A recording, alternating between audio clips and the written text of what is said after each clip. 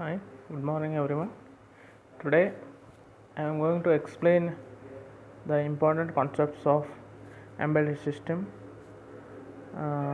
Here I am going to cover mainly fourth unit important concepts as exam point of view, and fifth unit and sixth main concepts which are I will get in the exams as per the model question papers which are given in the classes. Now we'll see the fourth unit. It covers total 30 marks, and in this unit I'm going to cover main MS 430 instruction set. And instruction sets, you are going to see different types of instruction set: movement instructions, arithmetic and logical instructions. Okay, and you are going to see shift, rotate instructions, flow of control instructions. This is the main section of this fourth unit, and on this instruction set you are going to get 10 to 15 marks in external exam. After that, some part of programming, and we will see, and structure of MS 430 which I already covered in second unit, and we'll discuss some general timers, and in that one you are going to see the important concept of timer section, that is watchdog timers, and finally we are going to see some part of in 6 the analog to digital converters. In that one you are going to get two ADCs, one ADC 10 and ADC 12. So this is the main concept I am going to cover from unit number 4 and unit number 5 and unit number 6. Now we'll start with unit number 4.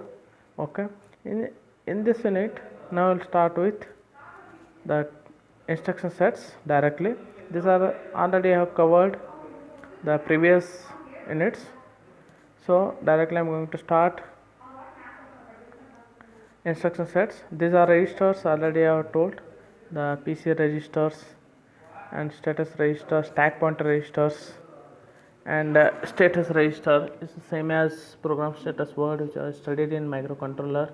And here this is, you can see the total 16 bits, and they are given 0 to 15. Out of 16 registers, the initially they are going to use only 9 registers, remaining registers are reserved. And there are, you can see the status registers: C, Z, 0 flag, carry flag, negative flag, general, interrupt enable, and CPU off, oscillator off, SG 1, signal generator 1, signal generator 0, and finally phi flag. This is the main concept, you can see that.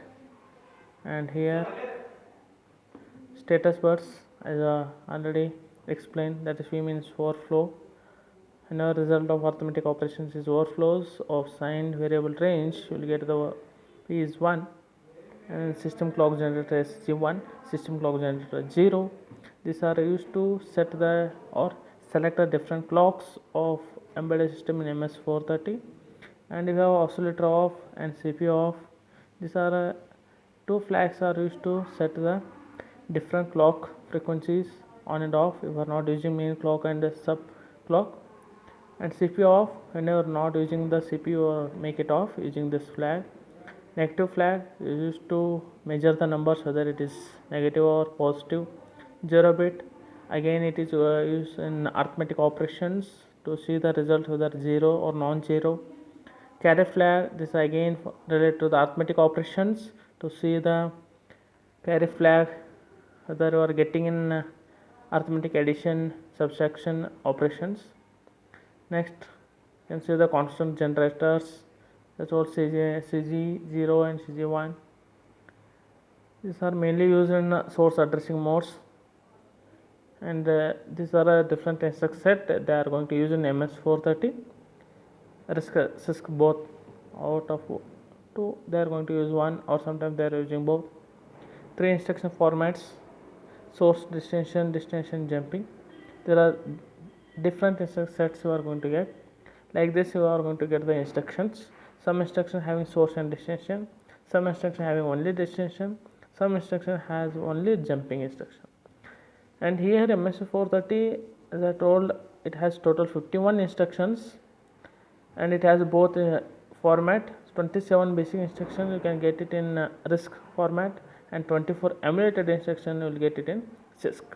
And here you have total 7 addressing modes, and for that you have some addressing mode source and destination, some addressing modes having only source. I have marked here, you can see that in 7 addressing modes, first one register addressing modes, it's come up with the source and destination in instruction set. Index mode, again it has both source and destination. Symbolic mode, again it has source and destination. Absolute mode, again it has source and destination. And remaining 3 instruction set, indirect auto increment mode and immediate mode, it comes with the source. And here the instructions will perform bit processing. We can use bit places in place of source and destination. Again it will perform byte operations also, and it will perform word processing also. Which are those 27 core RISC instructions? I have made a table. You can see the table. These are main 27 instructions, and you can see that add.b. B means it is going to perform byte operations, and here again you can see the single operands instructions, and here some have format third. You have format 1, format second, format third. That means, as I told, what are 27 instructions divided into 3 formats, which having a source and destination, which having only single operand, which having only offset instructions. In format 1, you can see the addition, add with carry, and bit instruction, bit increment carry, bit set, bit compare, okay, decimal addition, move instruction, subtraction with carry, XOR. These are some part of logical instruction as well arithmetic instructions and bit instructions. And format 2, we have single operand instructions, call, swap, and sign extensions, push, return, okay, rotate, throw, arithmetic carry, and rotate, throw, carry. These are the different instructions. .b indicates byte operations. Okay, if I return .w, it is word operations. And finally, next one, 9-bit offset address. It jump to where it is 9-bit offset address. Jump JC, again jump with carry, jump without carry, jump if equal, if not equal, JG, jump greater than, jump less than, jump not equal. These are 3 format instructions. Next,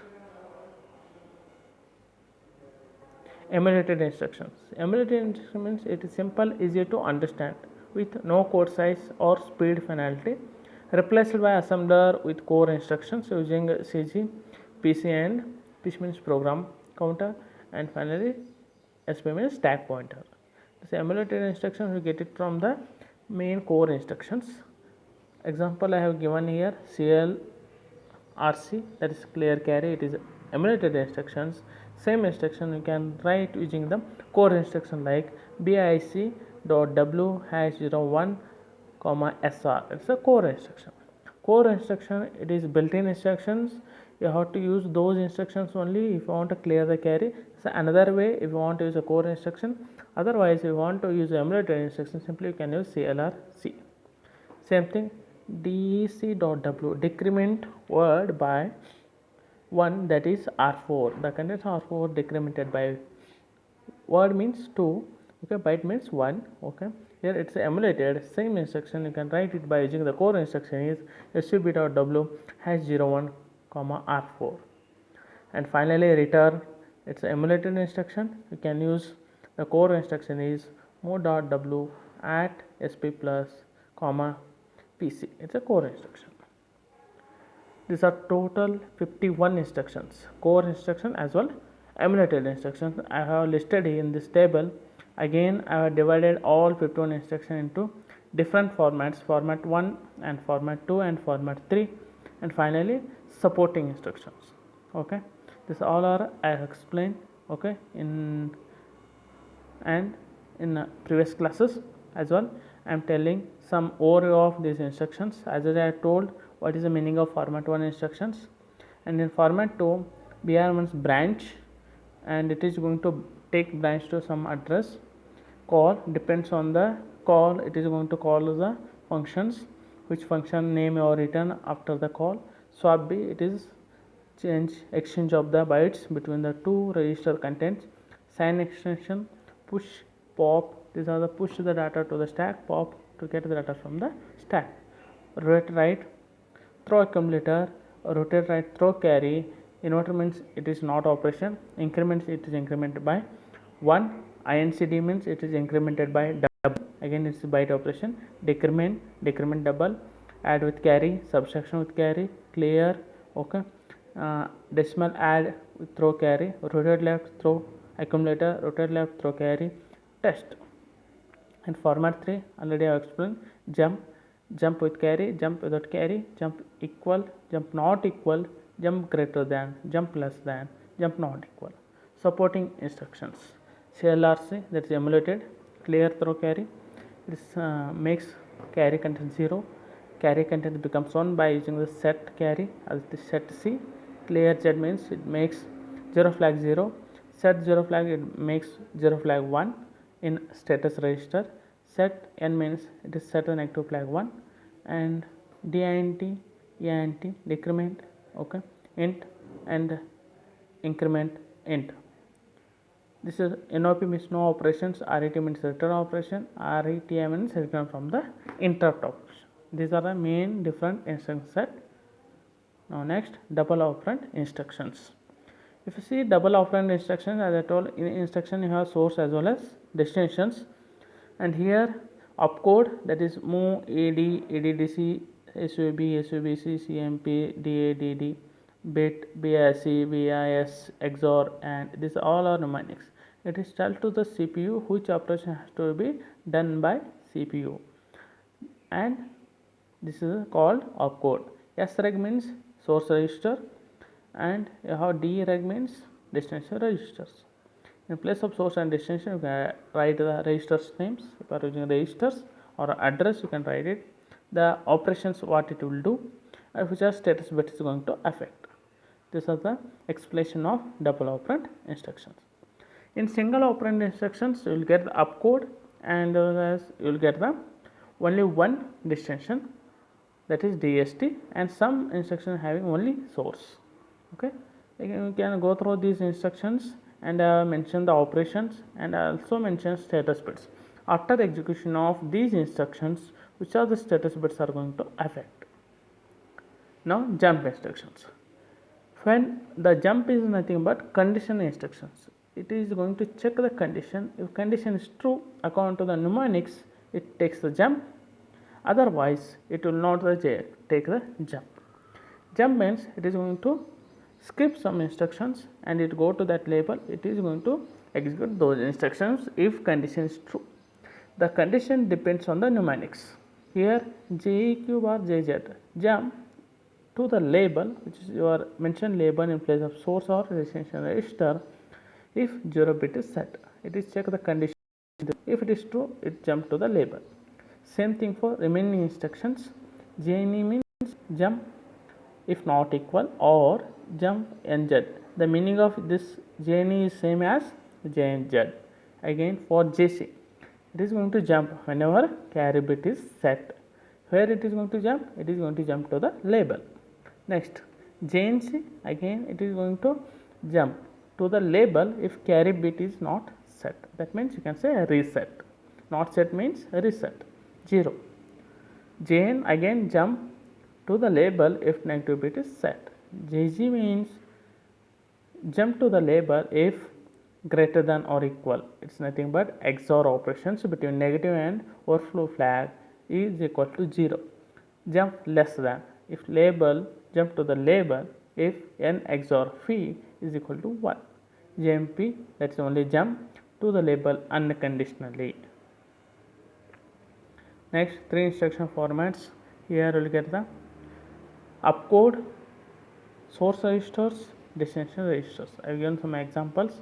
Format 1 source and destination, format 2 destination only, format 3 it is completely unconditional. I have given one instructions, you can go through, and you will already saw the different addressing modes and register addressing modes: index, symbolic, absolute, indirect register mode, indirect auto increment, immediate.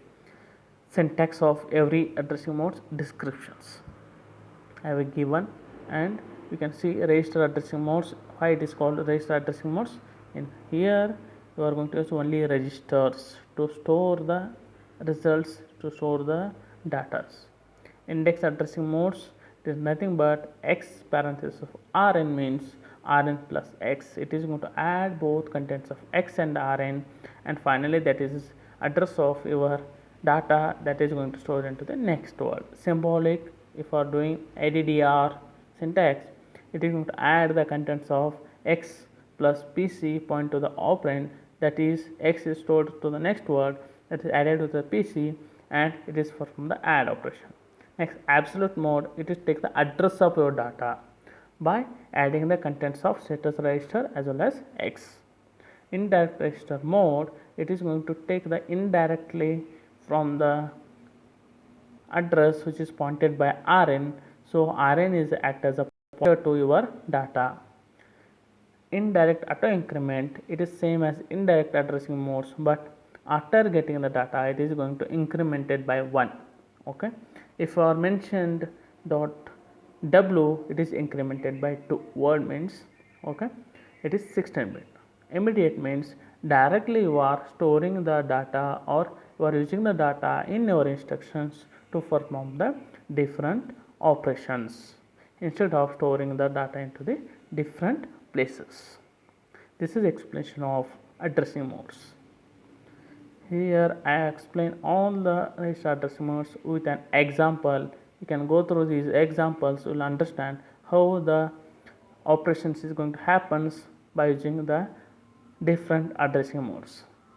Why you need to use the different addressing modes? It makes easy to understand the program statement, and we can utilize different addressing modes to minimize the code size, as well as we can make our program to execute efficiently, effectively with less time. That's why they are going to use different addressing modes, and sometimes you are not able to use the same addressing modes. It causes the code size more, and code also becomes more. That's why to minimize code and to write the efficient code, they have given different flexibility to use different addressing modes. Okay, now go for next memory model. This is the MS430 memory model, and it is having unified 64 kilobytes continuous memory map. Okay, and here you can see different concept and different parts of your memory. Okay, you can see all every parts in detail. Same instruction for data and peripherals. Okay, they can use the instructions which are access the data. Same instruction you can use for to access the peripherals, as well as program data in flash or RAM with no restrictions. You can extend the size of your program if your size of program is more. That's why there is no restrictions for the data as well as your program. In this memory models, you can exchange and you can extend the size. Easy to understand with no paging. Here no paging is there in this memory model. With this you can access entire memory for your to access the program as well as data. Designed for modern programming techniques such as pointers and fast lookup tables. And if you see the in detail again in that memory model, I have given address for every memory part of entire memory models, and which are part reserved for which concept or which section, and each section having the different addresses. You can go through the in detail, you will understand memory organization. And this is also very important concept at exam point of view. You read through and write the draw this diagram and write the explanation. This MS430 architecture, you can see the closer look. It's having so many things. Here you have RISC CPU 16-bit, it is 16-bit. Okay, it has different clock systems. You can see here exit clock and submaster clock and main clock, MSLK and flash ROM, RAM, peripherals. How many peripherals you can connect? I have written here. I given so many peripherals boxes to connect different peripherals. And data bus, MDB means main data bus 16-bit to carry the data of 16-bit. Main address bus again 16-bit, both are 16-bit to access the data from program, that is flash or ROM, and you can store the data into the RAM. And this is way we can access the data from different sections, as well as these are connected to the peripherals also. We can interface through the CPU to the different peripherals. Next, this is have a given. Again, they have mentioned Mac can provides different accessories some clock. Here you can see the different peripheral names. What are the peripherals they have connected here? Here they have connected watchdog timers, timer A3, timer B7, ADC 12. As I told, you have the different ADCs part in MS430. You can communicate to the MS430 comparator A, and you have serial IO communication ESRT0, ESRT1, and you have ports. Okay, port 1, port 3, port 5, and power on reset. You have RAM 1 kilobyte to 2 kilobyte. You can extend, and you have flash 32 kilobyte to 60 kilobytes, 8 megahertz basic clocks, and you can connect external clocks also, or you can come up with some of the IC come up with the inbuilt. Here you have the JTAG interface. Okay, with this you can explain, you can interface through the different peripherals. It's a complete thin quad flat package. It's a clock system. Okay, next we'll go for in fifth unit is an important concept, that is watchdog timer. Okay, the watchdog timer is going to keep on track of internal memory. It serves as an internal memory, generates the interrupts. Watchdog timer control register, it is a control register and password protector, and the main working is WDT. In short form it is called as WDT model. Performs a control system restart after a software problem occurs. Whenever the if system is executing some programs, if there is any software problem occurs, after immediately the timer going to expire, whatever set by the user, the watchdog timer going to raise the exceptions to restart your software after getting the errors. The main working of watchdog timer, simply you can say it performs a control system to restart whenever software problem occurs in the execution. Next, timer A, it's another important concept in fifth unit. Timer A is a 16-bit timer, or you can use this one as a counter with 3 capture and compare register.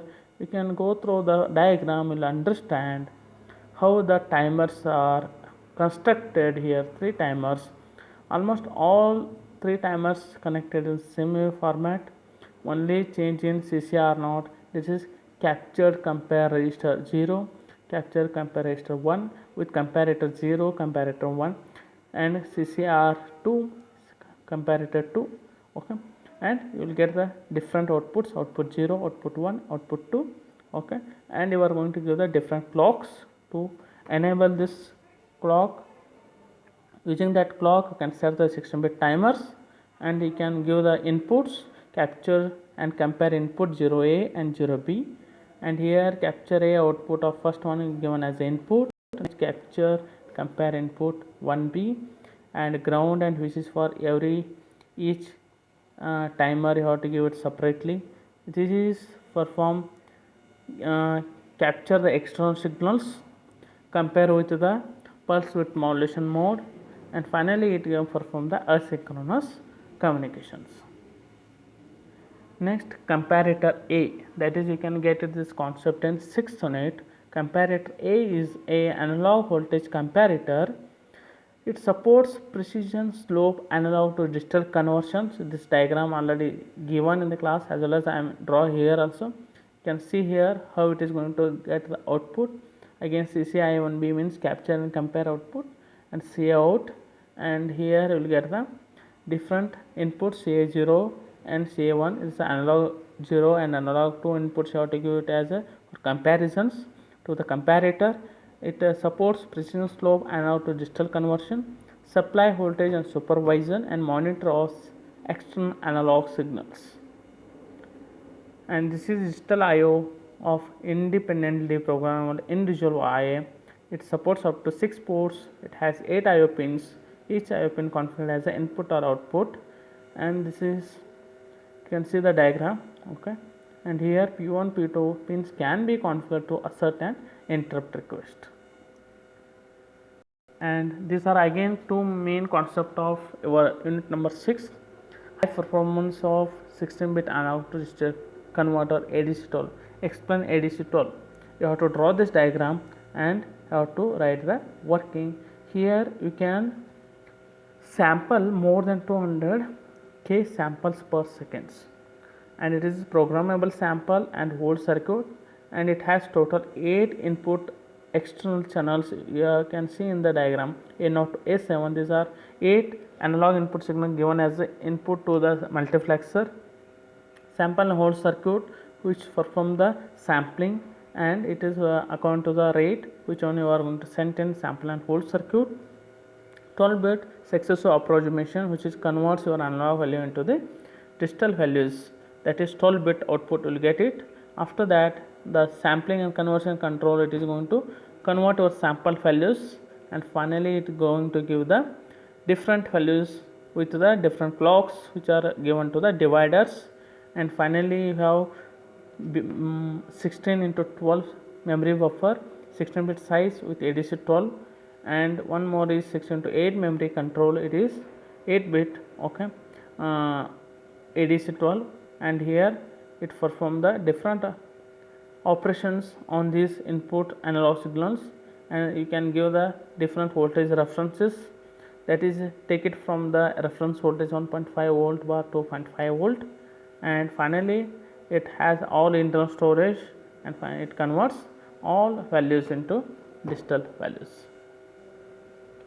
This is USART serial port, the universal synchronous asynchronous receive and transmit peripheral interface, supports 2 serial modes with 1 hardware modules. It's a duffel buffer and baud rate generators. Here the main for serial communications, they are going to use this port too, but it is not a synchronous. You can use this one as a synchronous as well as asynchronous. You have to select, and here you have the diagram. You can see the diagram, you will understand how to use this one. You have a clock system. In this clock system you have to use different clocks to set a different baud rate. Using that baud rate, it is going to generate the outputs, and it has different shift registers, and it has a transmit buffers and receiver buffers, and you can see the receive status. After receiving, you can see the status has come through the receive buffer, and finally you will get the serial communications data. With this I am going to conclude our this end of slide. You can see that in this presentations I covered the different instruction sets as well as the families. You can see here outline. Mainly I covered instructions and the technology roadmap and applications I have explained in previous classes, and family already explained. Next, how it is going to developed from previous to till now. What are different sections? These are applications where you are going to use the MS430. You are almost going to use in everyday life. It is used for handle measurements, utility metering, home environments, and sports equipments, bike computer, diving watches, security purpose, medical instruments. This is one example I have explained with the diagram how it is going to use. You can go through, and this is documentation. You can see this PPT, you will get the documentation. You click on any one link, you will get the in detail information regarding the MS430. It is mainly manufactured by Texas Instruments. There are different families, okay. This is already I have explained. With this I can conclude that the unit 4, unit 5 is very important as exam point of view, and your main concentration on unit 4, it covers 30 marks, and previously I have covered first 3 units which covers 75 marks. And if you get any questions or doubts on these units, you can get back to me, okay. Thanks for watching this video, and you can go through the simple CPU introductions. Okay, this is a 16-bit RISC. How the register is MS430 16-bit RISC is done. Okay, so you can see different registers. You'll understand. And just glancing once again all the slides of this PPTs. Okay, what I explain now.